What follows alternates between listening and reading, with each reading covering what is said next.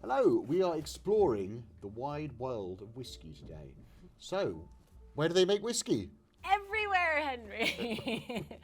So this is what has been super exciting for the consumer over the last decade, is that if you like whiskey, of course there are so many Scotch whiskies, as we spoke about in that initial episode looking at Scotland, but the world of whiskey is just phenomenal now, and you can find whiskies in, I mean, pretty much every corner.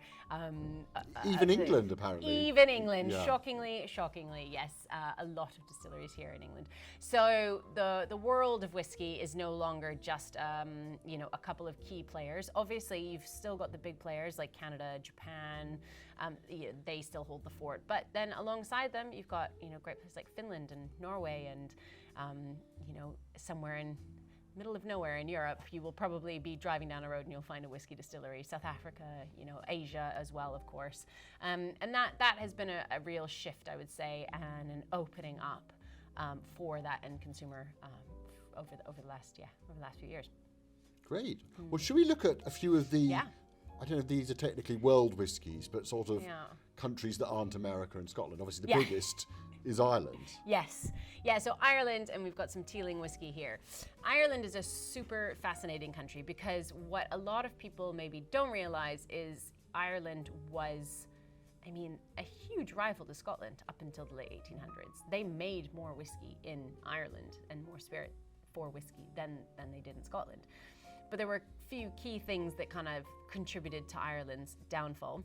So Irish whiskey is often characterized, a lot of people will say, well, okay, it's triple distilled. What does that mean?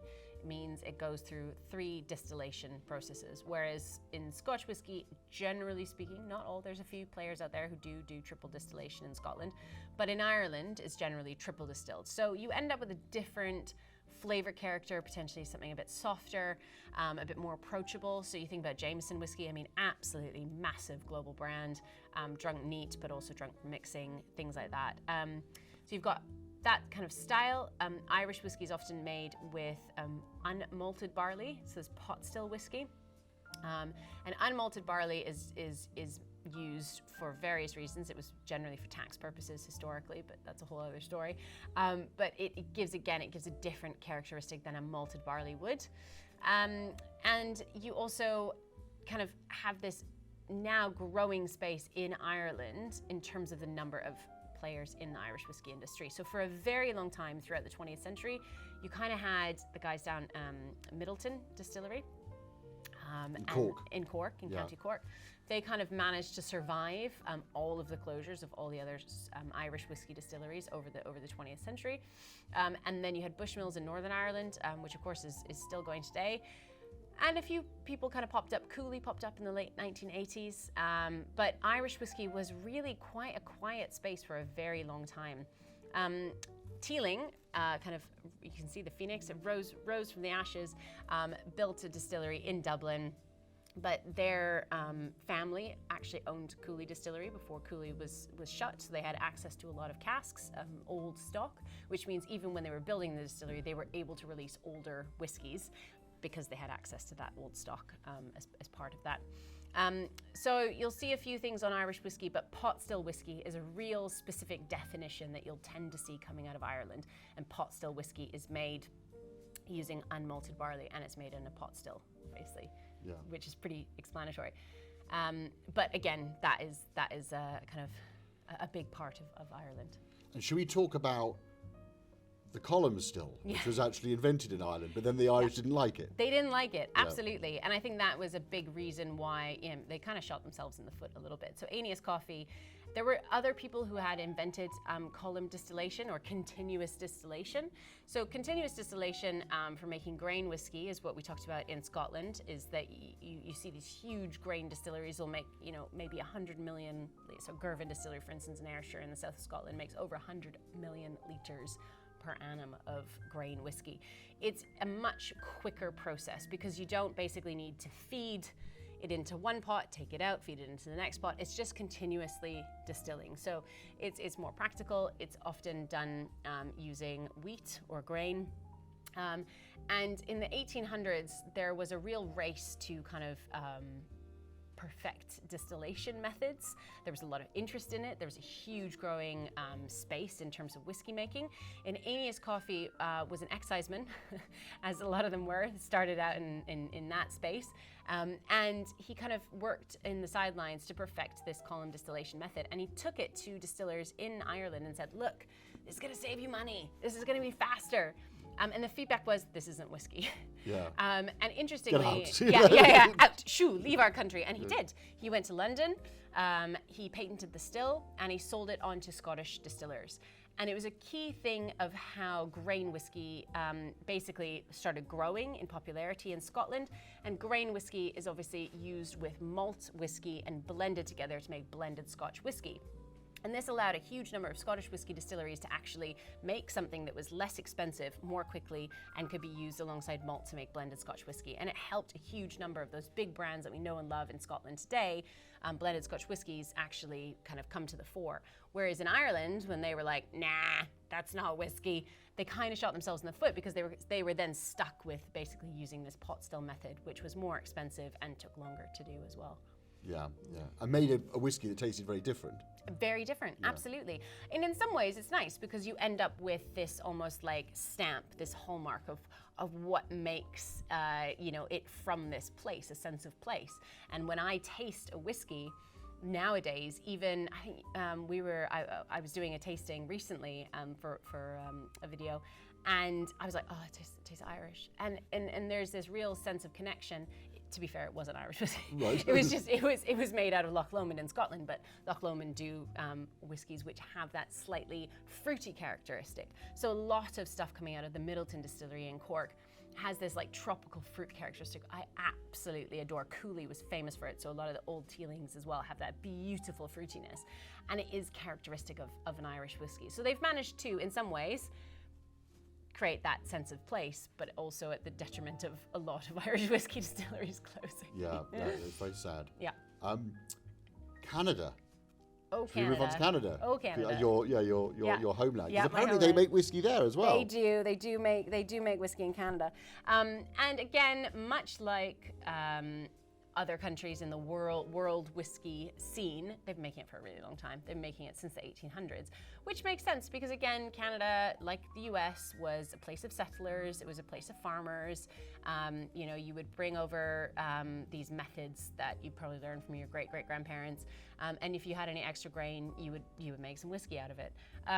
Canada sometimes gets a bit forgotten about, or it's kind of seen as a bulk whiskey producers. But over the years, again, there's been a lot more players coming onto the scene, more craft distilleries. We've got this always makes me laugh. I love this with the moose, the sherry cask from Boutique Can't whiskey. get more Canadian than Can't a get moose. more. Yeah, Can't get more. Maybe a Mountie on a moose. A Mountie on a moose with a beaver next to playing it. a Joni Mitchell song. Absolutely, maybe a bit of Leonard Cohen. We bring a lot of nice stuff out of Canada. So Canadian corn whiskey. We distill a lot with corn. We distill a lot with rye as well. A huge thing in Canada. And interestingly, what a lot of people don't know, and this is one of my favorite facts, is that Canada was the first country in the world to bring in a minimum aging requirement for its whiskies. So very surprising. Nobody else in the world at that Very point progressive in time. people, the I Canadians, think so. They said you must. Ahead of the curve. It was also kind of slightly prohibitionist. They wanted to hold back on whiskey entering the market, but it was also saying like, look, quality-wise, it needs to be aged for a minimum of 2 years. So first country in the 1890s to actually do that. Good work, Canada. What's next? Japan. Yes. So Japan has long been one of my favorite countries, and it's been one of my favorite countries since before it won loads of awards and then sold out of all of its whiskey, which was kind of a big problem for whiskey consumers over the last kind of 5-6 years. So if you go back 10 years ago, people were still going, Japan makes whiskey, 10-12 years ago. And then it kind of won some awards and people were like, oh, Japan makes really good whiskey. But the story... And then you couldn't buy it. And then you couldn't buy it because everybody bought it. And that's the difficulty with making whiskey, is you're making a product which might need 5 or 10 years of maturation. So you're trying to predict the future 5 or 10 years down the line, which never works because you can never get it quite right. But in Japan, what a lot of people didn't realize is actually there's a huge amount of history there. So it's not like suddenly in the year 2000 they were like, we should make whiskey. They've actually now officially been making whiskey for more than 100 years. But the story goes with a chap named Masataka Takatsuru, and he came over to Scotland in 1919 to study, 1919, to study distillation in Glasgow. So he learned all about how the Scots made whiskey with the sole idea of taking that knowledge. Stealing their thievery, idea. but Industrial open thievery. espionage. Right. And open thievery. So people were, aware that he was learning about it, and he wanted to set up a distillery. Because mostly they were just making sake at that point in time, and he wanted to bring back whiskey to Japan. So he learned all the methods, he took it back, he teamed up with a guy named Shinju Tori, and between the two of them they set up the Yamazaki distillery, and that was in 1923.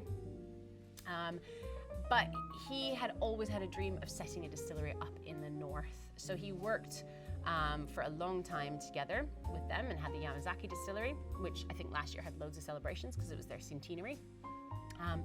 And then he set up the Nikka distillery, so Nikka, whiskey from the barrel. So he set up Nikka up in Hokkaido.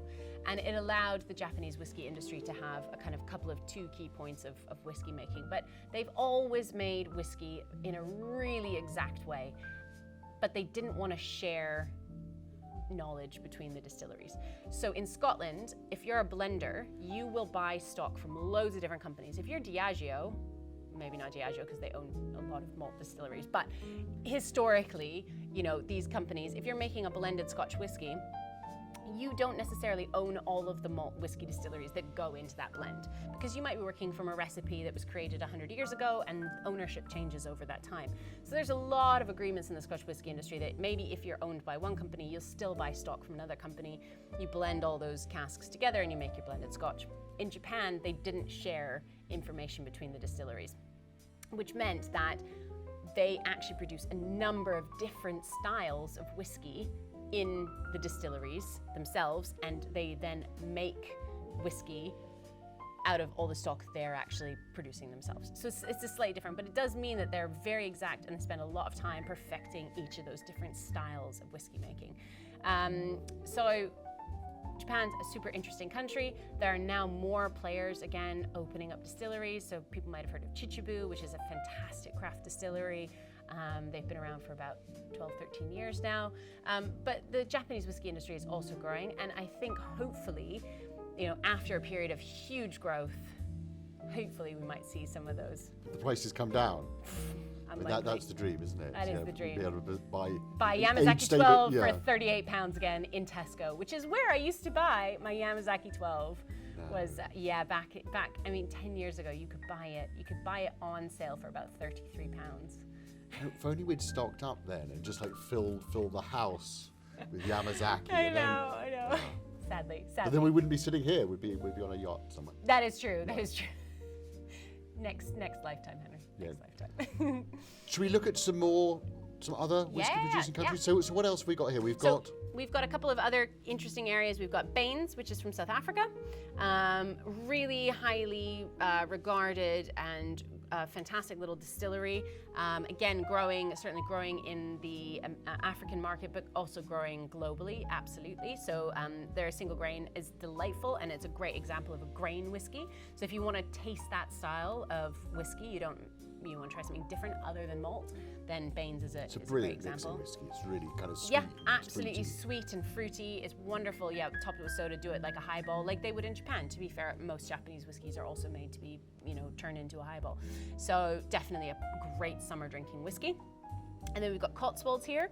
So I think you mentioned England. Yeah. I mean, who could have predicted that, say, 25 years ago, that they'd make whiskey in England? It would be almost heretical, wouldn't it? Absolutely. And we've had Again, some really interesting stories coming out of England. You can see Cotswolds Distillery, established 2014, so they're celebrating their 10-year anniversary this year. And they were one of the pioneers, alongside a couple of other players, English Whiskey Distillery, Lakes Distillery, to really start kind of setting the foundations for what English whiskey would be. There's now, just in that short period of time, there's now 55 distilleries, last count, in England. That might change by the time this video goes out, because it does genuinely change all the time.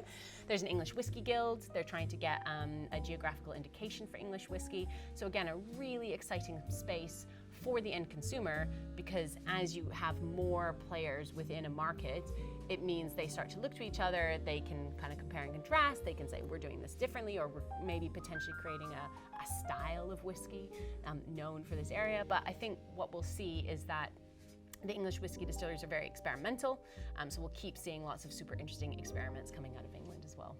It's a very exciting time to be a whiskey drinker. It is. There is so much choice that when someone asks me, what whiskey are you drinking? It genuinely can change every other day. All of them.